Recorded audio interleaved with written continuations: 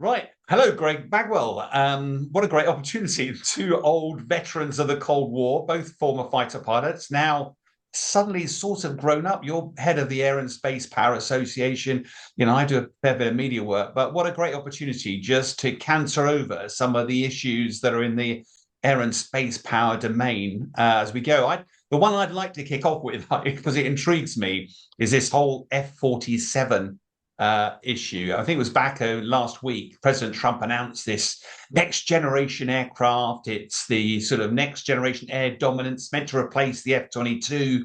And I thought F-22 was pretty modern, but I look back and it first flew back in the 1990s. It's 20 years old now, and yet it still looks bloody awesome.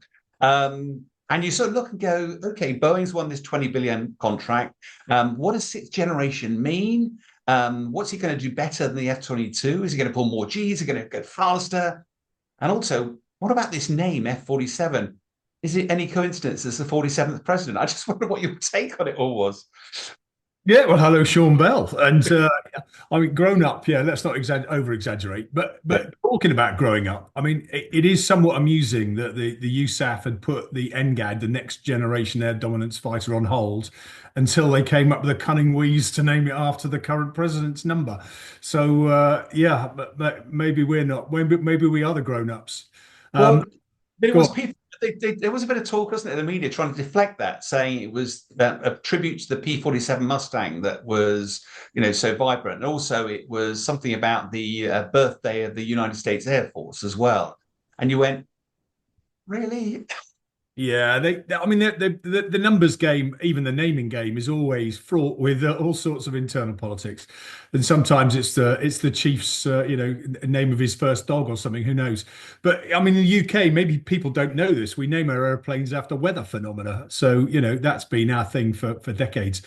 The numbers seem to matter more in America than they do in the UK. We tend to worry about the name more than the number, and they do seem to have skipped a few. So we went from F-22 to F-35 and now 47. So if we're not careful, we'll run out of numbers. But yeah, I mean, I think the idea of jumping at least 10 numbers is signifying maybe a leap in generation.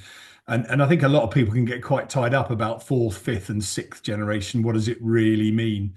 But it means a lot of money. Normally, I mean, we've got wound up at fifth gen, and our own country is talking about Tempest or the loyal wingman program and all that sort of stuff. And I thought that was more fifth gen than sixth gen. And even though I'm a sort of I live this stuff, I'm still not entirely clear what sixth gen means rather than fifth gen. There's lots of stuff they've talked about having extended range, better stealth, drones, AI technology around it, but it's going to be a phenomenally expensive program. It's not clear whether it'll be sold to anybody else. But you've got to respect the Americans. They go big and they go large, don't they?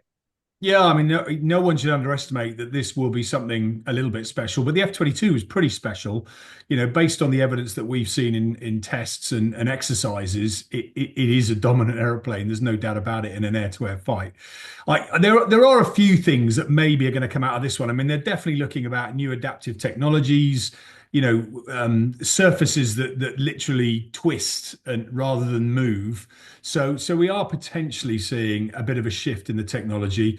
3D printing is obviously becoming of age. So there is some reason to think this aeroplane will be built differently. I think it's maybe a stretch to think that it's going to fly and fight differently, particularly when these days it's more about the systems and the weapons than it is about the platform itself. So yeah, lots to play for, and I think Tempest obviously is in this space too. So yeah, it's going to be a fascinating decade.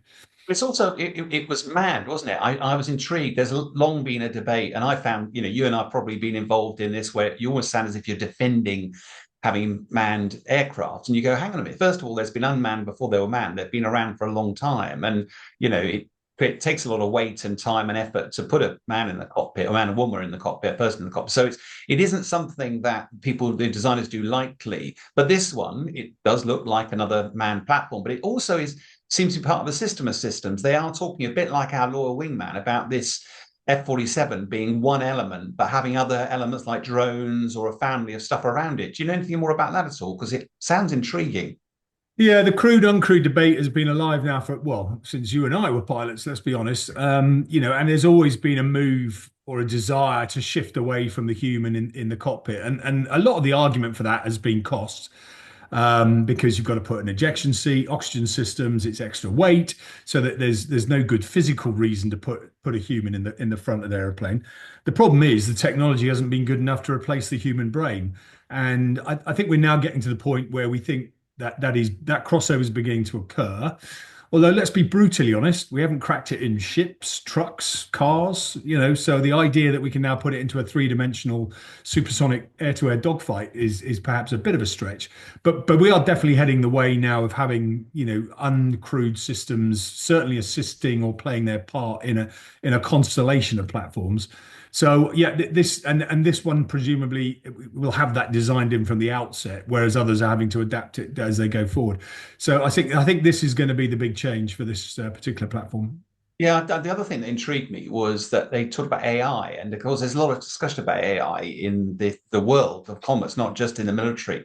One fascinating bit that caught my attention was they were talking about, you and I have both been involved in dogfighting, although we both didn't fly, dogfighting aircraft. We were more at the sort of bombing end of the stuff than Speak for yourself, Sean. I have flown the F-18 for a number of years. Of course, yeah, no, but I mean, the Harry would play around at dogfighting, but frankly, it was a knife fight in a phone box. And but I think a lot of people, because they've seen Top Gun and the like, imagine that the modern fighters can pull 9G, they can fly Mark II, and therefore you're sort of almost looking at the next generation being able to do a lot tighter G. But it's not important in a modern aeroplane, is it? The human body, we're probably at about its limits at 9G. So it's not about the knife fight in a phone box. It's about killing somebody before they can kill you, literally a long way away. Yeah, it's interesting. You remember DARPA, which is the US sort of research agency, did a competition between a number of AI companies fighting an F-16 against a human fighting an F-16 in a simulator. And famously, the machine won 4 out of 5 times, or whatever the figure was. A bit like when machines started beating chess grandmasters at chess. But of course, the truth is a little bit more interesting because there was a bit of cheating going on, in that they knew what the fight was. In other words, they turned up and knew all they had to do was turn faster and faster than the human could, and because they could do it absolutely super accurately, they were able to eventually overcome. And also, they didn't abide by the rules and regulations, which we as pilots for years have had ingrained in us. So it did demonstrate some things. Is that machines obviously think differently and can be more precise in some regards, but this was entirely controlled and very, very mechanical, old-fashioned dogfight that you would have fought in the Battle of Britain. So the idea that machines are able to cope with a three-dimensional, long-range, with all the subtleties and nuances of neutral airplanes being involved and picking between neutral and enemy, and then carrying the moral decision-making authority to pull the trigger, is a very different kettle of fish, and we're not quite there yet. No, but you and I remember very vividly my early days of doing a combat, and basically you pass across each other nose to nose, and the next thing fights on, and you've no idea who they are, where they are, what they're doing, and then suddenly you get later in your career doing 4v4, 4v8, and it's sort of three-dimensional chess. So one of the things that they talked about things like the F-47 program was that the sensors might be able to actually pick up the deflection angle of some of your enemy's ailerons or from their elevators, something that you and I wouldn't be able to see with our eyes, and therefore would be able to know what that pilot was doing rather than wondering what he's doing, and therefore being able to predict what's the right move to do. And I just went, that is spectacular. Yeah, I mean, you're right. There's a lot of talk of that. I think the challenge now, though, is the days you and I used to do this. The idea of passing and then you had to get behind what's known as the 3-9 line, if you imagine a clock face, was all about getting your gun or your weapon system to bear onto that other aircraft. And a lot of that weapon system, certainly in our early days, could only be fired from the rear hemisphere because they weren't sophisticated enough to operate differently. Now, with helmet-mounted sights and weapons that, quite frankly, can pick up heat signatures from very acute angles, you don't need now to maneuver your aircraft necessarily in a positive way to the other aircraft. Now it's about, can you get your weapons system and your missile away before the other aircraft, and then run away from the other person's missile. The need for maneuverability is completely shifted. Now it's about queuing all the sensors and building the intelligence so you can actually say, yeah, that aircraft, not only can I see that aircraft performing what I think to be as a hostile, I can actually track it all the way back to where it took off from, and I know it took off from a hostile base. Therefore, it's the enemy. I'm going to shoot it. I don't need to visual ID it. I don't need to get behind it to work out who he is. So yeah, it's changing dramatically. But what about what about the costs as well? Because I look at the F-22, which is, considered a fearsomely expensive aeroplane. But I think it was originally they planned to buy 750 and only ended up ordering 195 of these things because the cost spiraled. But of course, the development costs have to be smeared across the number of platforms, and it was only effectively produced for the US, although it probably has gone slightly wider. But how do you think the F-47 sits against Tempest and our whole our own European programs? Because that is going to be very expensive. There's always going to be a logic of buying stuff off the shelf. Do you think F-47 might be available to us? Do you think we're going to be anywhere close with the development of Tempest? Well, I think they will be close. I mean, I think the various countries or nations' technology development is broadly parallel with each other. I think it's probably fair to say America probably does throw more money at it, and because it often runs a competition, it probably creates a better platform through that. Whereas we tend to have to pick our supplier very early in the process, and therefore we're committed to that one supplier. But I would put our engineers and our development up against any other nation. And I'm sure Europe would do the same. So I think in theory there's a fair competition that's about to take place. And would we buy an F-47? Maybe, but I think we are talking several hundred millions of dollars. I think that's the sort of figure that people are talking about. Mr. Trump has already kind of given the game away. In fact, it's in the last few days, he said he'd give a 10% knockdown version. Interestingly, some of the other European, including BAE Systems, have recently come out saying, you get the whole deal with us. It's 100% all IP. You get the works. So there's already a bit of sales technique going on in terms of who's offering you 100% and who's offering you a cut down version. But that's a nice segue onto something you and I have talked about before, because there is a bit of, with the SDR going on, we're going to have to spend more money on defence. There's this, ideological question: do you buy it off the shelf because you might get something better off the shelf? But how much of this capability needs to be onshored? Both of us were in positions where, particularly in MOD time, where you get locked into a little vault somewhere, you're signing your life away, you get exposed to some phenomenal capability that we have on the shelf, which you can never talk about. That national capability is invaluable when it comes to some of this stuff. How on earth, I'm just interested in how we balance between bang for buck by going to the Americans, but then when we get a war, do we find that when we turn the button on, it doesn't work? What is our strategy? Should we be building platforms which, frankly, like the Israelis, they buy an F-16 or they buy an F-35, say, we don't want the radar, we don't want any of that stuff, we're going to put our own things into it because that's real national capability. I'm just wondering, there's a huge debate at the moment. I wonder with the SDR, what do we need to keep and retain onshore? Yeah, I mean, you've hit on, I would argue there's three things in what you've just said.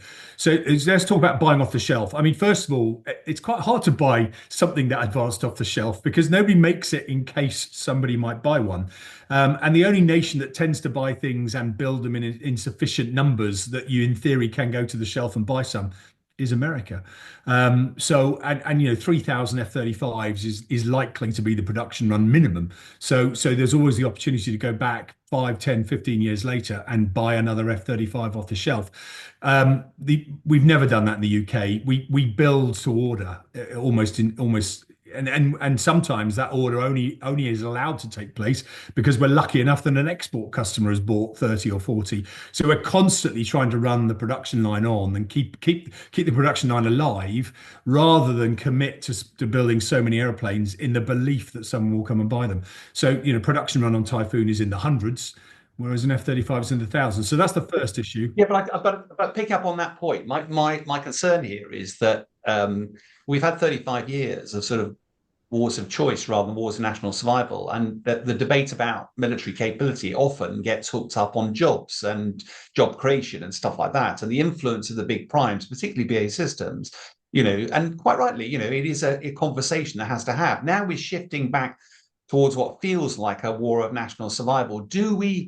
Surely we should be looking at where the best bang for buck was. I mean, I'm looking at Typhoon, you brought it up, but the radar in that hasn't been an E-scan radar. It's been really painful to get an E-scan radar put into it. We still don't have it in all the platforms. And that, even the JSF coming off the reduction lines got a much better E-scan radar. You sort of go, wrestle that balance between the big primes going, you've got to build the whole platform, versus actually, where do we get the best bang for our buck? I think that's where you economies of scale are what effectively create that problem. When you're building 3,000, you can put enough money into the development of the radar because you know you're going to get your money back. If you're only building a few hundred, or the next batch is only 40 or 60, trying to claw back the return on that radar development is really quite challenging. So your talk about bang for your buck, I mean, it depends whether you view that from a defense perspective, because at the end of the day, they're paying the bill, or whether you view it from a national perspective, where you look at the internal investment into the country in terms of growth, skills development, work, jobs, etc. And then you've got the other question about whether you can do that in tandem with another partner like Europe, Japan, where you begin to see some of that economy of scale by building out your customer base. So the next point, and you kind of made it in your earlier point, is so what do you want to have control of? I mean, I think what we're seeing over the last few weeks is you might want control of all of it, because it might be the little widget that's made at the back that is the one thing that holds you up.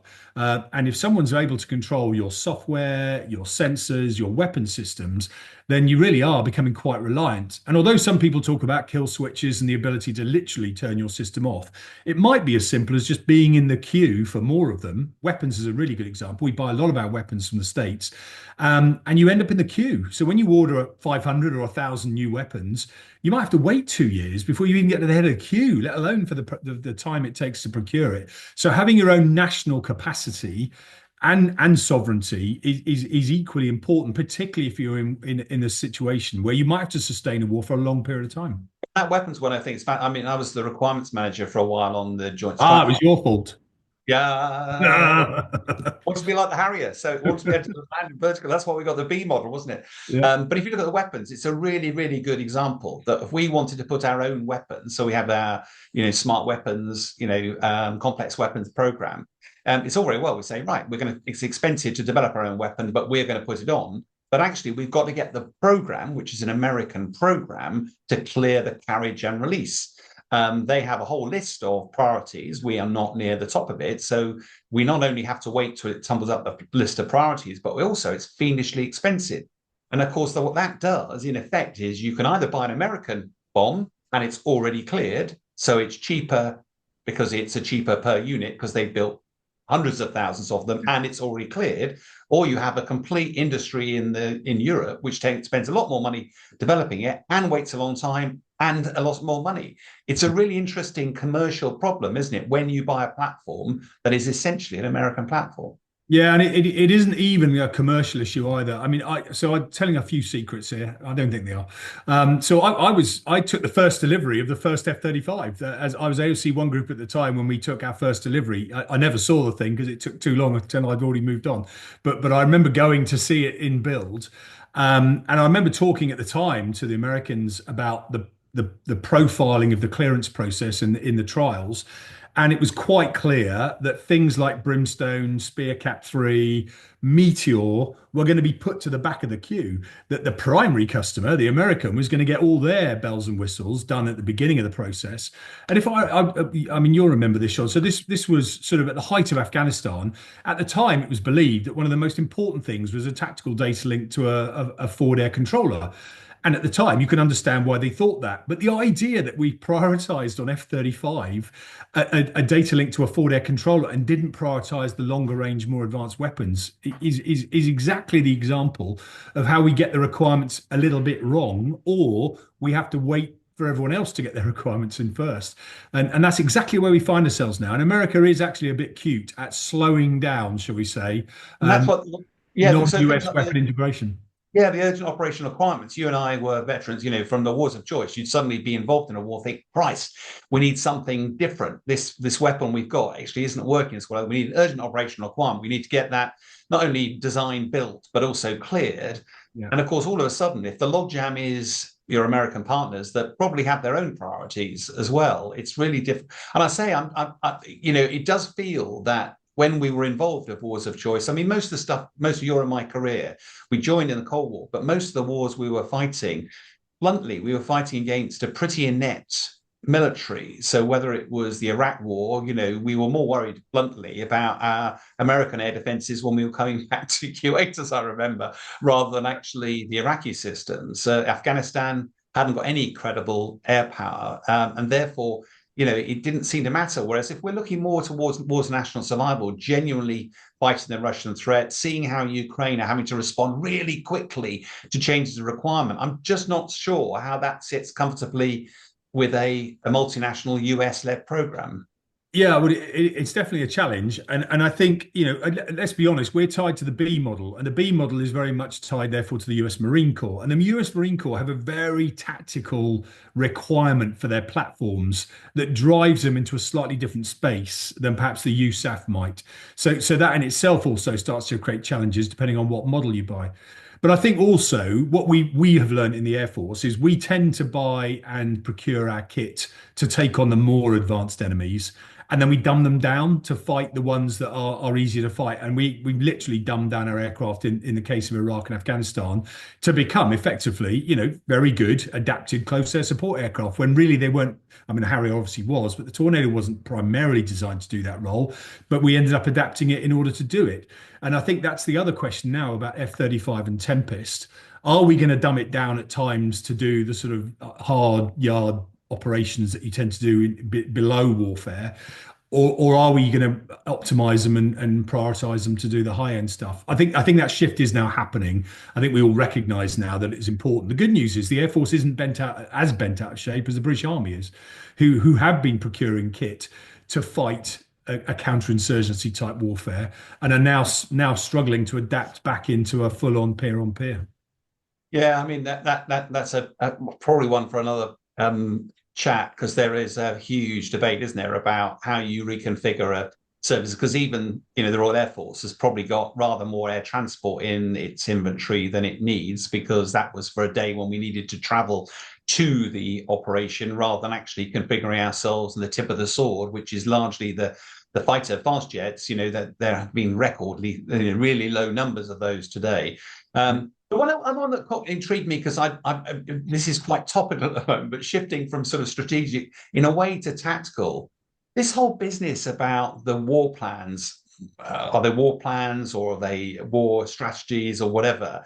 I've been lifting through some of the discussion on this, that some editor or journalist on the Atlantique was suddenly brought into a WhatsApp group and suddenly was exposed to a whole load of detail that if you or I had exposed 1% of any of that in our military career and operations, we'd have been struck out the military and been locked in the clink for it. There was no classified information, as I understand it. They used a app, if you want to call it an app. But sometimes somebody can get onto those things. That's one of the prices you pay when you're not sitting in the situation room. There's a lot of journalists in this city who have made big names for themselves, making up lies about this president. Nobody was texting war plans, and that's all I have to say about that. Thank you. No, that's a lie. He was texting war plans. He was texting attack plans. And of course, the one defense that seems to flow out from this is that ultimately the defense secretary is the one who classifies data. And if he chooses to not have it classified, then he can write anything and it's not classified. How bizarre.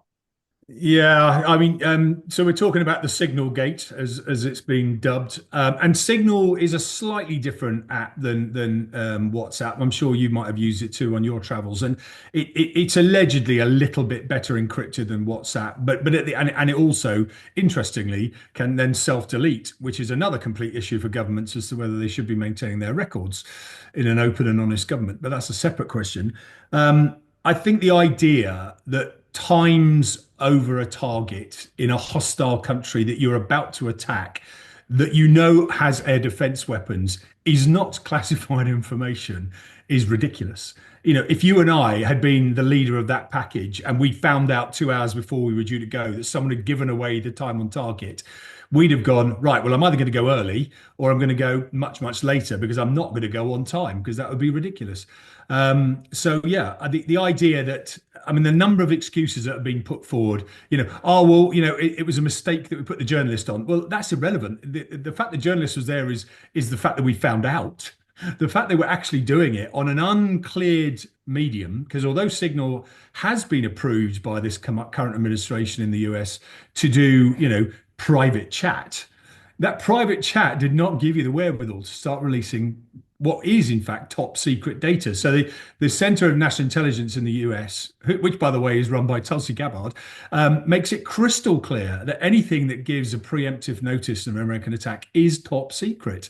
So the Defense Secretary hasn't got the wherewithal to sort of make his own mind up as to whether it is or isn't releasable. Yes, you can declassify things, and let's be honest, your time on target is irrelevant after you've struck it, because it doesn't matter anymore. They know you've been. So that's not the problem. But the issue that was a pre-release of information that did put people at risk. Yeah, I mean, because you and I have been involved in a lot of operations in our time, and the whole reason you keep this sort of data secure is you don't want your enemy to know you're coming. It's often because you're often doing some deception stuff along the way as well, so that they don't expect what's going to happen, to actually do a fanfare of release. And as you say, the fact that somebody managed to drift onto the WhatsApp group. I wonder how many. There are 100 others, 1,000 others that they're using this sort of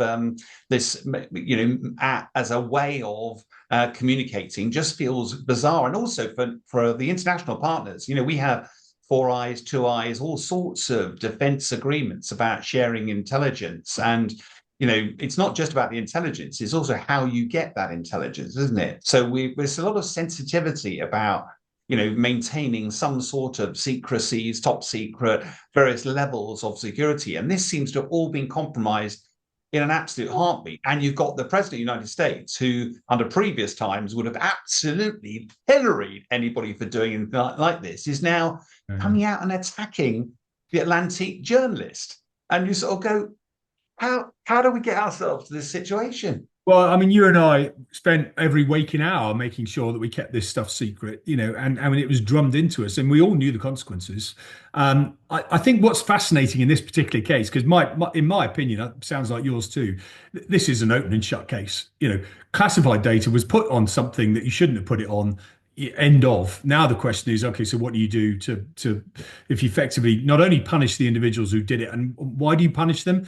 Because you've got to demonstrate that this is important, protecting top secret data, and therefore you've constantly got to be worried that everyone else isn't doing this. Because if the Secretary of State for Defense does it, then everybody can do it, and now you're getting everything. I think what's worrying here, and we'll never know the truth because they are clearly lying through their teeth in terms of their defense, is this because they didn't know that what they were doing was wrong? I find that hard to believe. Mike Waltz, Tulsi Gabbard, J.D. Vance, and Hegseth are all ex-military. So, they would have known this. It would have been drilled into them. So that's slightly far-fetched. My even greater concern is they don't care. When Trump can just say whatever he thinks at any time he likes, do they now think that the only way to now run the world is to just blab or lie about anything and everything? In which case, they've blown the entire, classified world completely apart, which is a worry when you're all in a shared bucket together, whether that be NATO or the Five Eyes grouping. Because, and I think this is important, Sean, is sometimes isn't the information that's the most critical thing. Yeah, okay, giving away a time on target is never a good thing. But what if you gave away the name of the individual on the ground that gave you the targeting data, or their location, or their, or you effectively uncover them? So revealing your source, that really has implications, because if you're now going to reveal sources, well, no one's ever going to want to be a source ever again. So now you won't have any secret data.